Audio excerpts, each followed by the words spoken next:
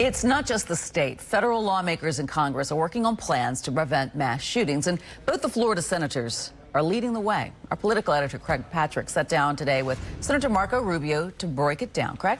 Well, there are a couple of bills that are gaining steam right now in Washington. Both of them, of course, are driven by the shootings in Parkland. And one of those plans would commit more federal money to helping schools better identify threats. That one would encourage schools and law enforcement to compare notes, among other things, to place people who could hurt themselves or others under greater scrutiny to try to stop before they carry out a mass shooting. Senator Rubio, yes, co-introduced that plan, as well as a bill that would improve the background check system.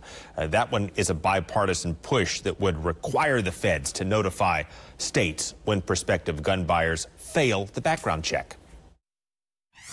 Who would possibly oppose this if this came up for a vote? Well, that's one of the reasons, that's one of the reasons why we're addressing it first, is because it's something that should pass quickly. No one should oppose it. It's common sense, has broad bipartisan support. Senator Nelson and I are working together on it.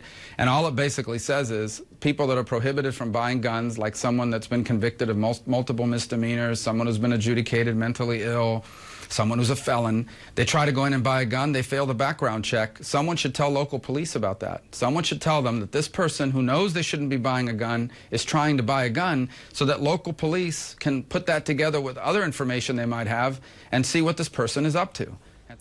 Beyond that, Congress is also weighing a plan that would give states more flexibility in how they spend federal money to improve school safety.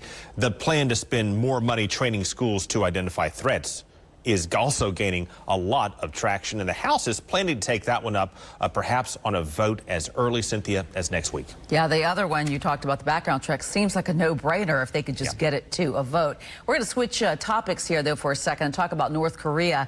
And to Senator Rubio, what is he thinking about this idea that Kim Jong-un is talking about denuclearizing the Korean peninsula? Well, he's hopeful, but like most, he's very, very skeptical about this, and with good reason. We know North Korea has said and offered to do things many times before it doesn't follow through. So, Rubio, among others, says that we have to pursue the talks and hope that North Korea has real legitimate interest in cooperating with us. But at the same time, he knows how North Korea has repeatedly gone back on its word. So here is what Rubio, that Kim Jong-un, is thinking right now.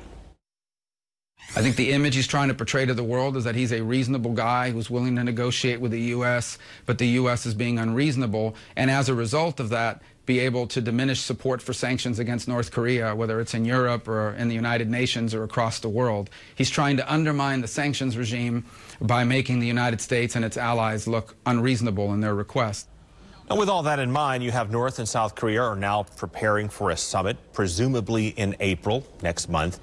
And with that, the U.S. State Department will certainly try to play a key role in that. And to that end, it's ramping up. It does not have a full complement of diplomats right now with specific expertise in North Korea. So it'll either try to staff up very quickly or at least bring in some experts who can advise our diplomats as they lead those talks, Cynthia, in the weeks yet to come. All righty. Thank you so much, Craig.